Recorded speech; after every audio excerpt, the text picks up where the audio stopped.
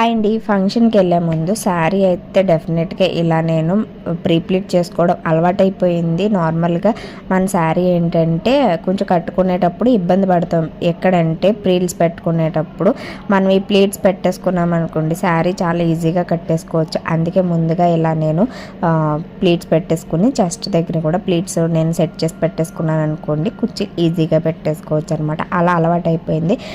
So నేను table లేదు కాబట్టి మంచం మీద చేస్తున్నాను.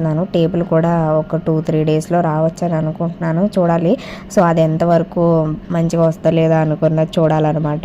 సో అంటే ఎవ్రీడే ఒక శారీ ప్లీట్ చేసి పెడదామని అనుకుంటున్నాను, చూడండి. ఫైనల్గా అయితే నేను కట్టేసుకున్నానండి.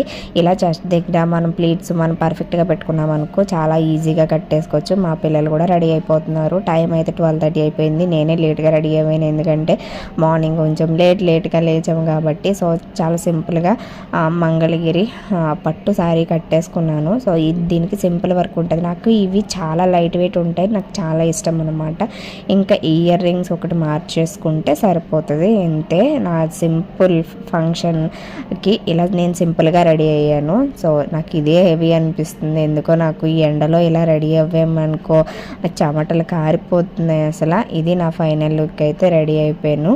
సో ఇంక ఇప్పుడైతే స్టార్ట్ అయిపోవడమే, అంతే. వీడియో నచ్చితే లైక్ చేయండి, షేర్ చేయండి, కామెంట్ చేయండి.